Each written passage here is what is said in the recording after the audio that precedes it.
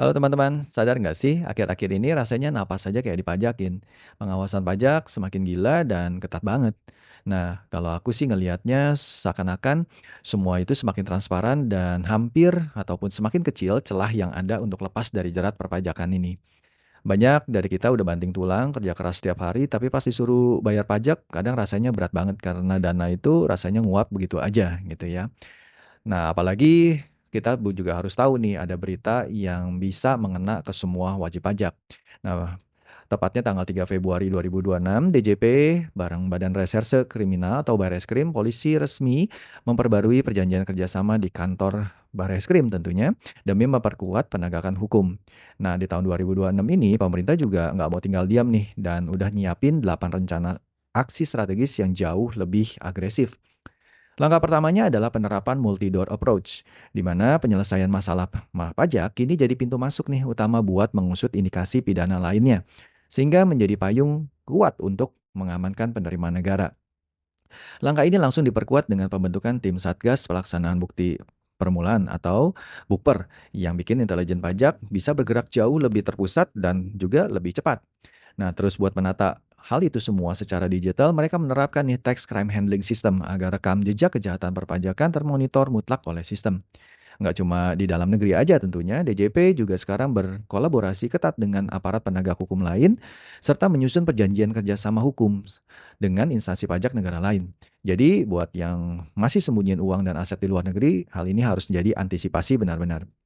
Nah, buat wajib pajak bandel di dalam negeri, pemerintah juga mengeksekusi implementasi Asset Recovery Management System atau ARMS secara nasional.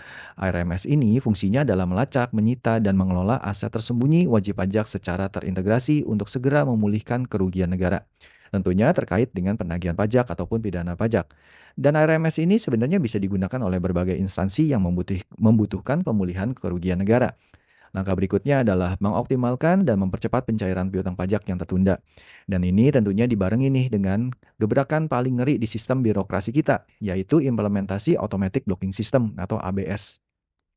ABS dalam konteks perpajakan adalah sistem yang secara otomatis itu dapat memblokir atau menahan transaksi dan aktivitas yang dianggap mencurigakan atau nggak sesuai nih dengan peraturan perpajakan yang berlaku. Sistem ini tentunya menggunakan teknologi-teknologi yang canggih seperti machine learning, big data analytics, dan algoritma kecerdasan buatan atau AI untuk mendeteksi secara real time dan mengambil tindakan yang diperlukan tanpa intervensi manusia. Dengan melihat pola-pola anomali yang dapat mengindikasikan aktivitas penipuan atau ketidakpatuhan terhadap aturan perpajakan.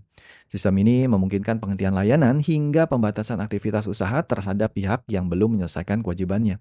Terakhir, mereka mengunci sistem ini dengan fokus mempercepat pencairan piutang macet lewat tindakan penagihan fisik. Nah, teman-teman pasti dalam hati bertanya, kenapa sih pemerintah harus se ekstrim ini ngejar pajak? Faktanya pun jelas, target pendapatan negara terus melambung tinggi begitu tinggi, tapi rasio kepatuhannya belum sesuai harapan. Di saat yang sama, kas negara butuh dana banyak nih untuk belanja negara. Dampaknya buat kita, masyarakat umum dan kelas UMKM sangatlah masif sebenarnya. Ruang gerak untuk ngakalin data atau bersembunyi dari pantauan pajak udah benar-benar tersapu by system. Kalau kita masih bersikap abai atau meremehkan admin, sistem otomatis seperti ABS dan pelacakan ARMS tadi bisa saja langsung menjerat keuangan kita sendiri. Solusinya hari ini bukan lagi sekedar marah-marah ke keadaan atau ngedumel di media sosial, tapi ayo mulai merapikan pencatatan pembukuan kita secara profesional. Laporkan SPT tahunan dengan sejujur-jujurnya, dan jangan menyepelekan nih sekecil apapun aturan perpajakan terbaru kalau nggak mau seluruh jerih payah aset kita tiba-tiba disita oleh negara.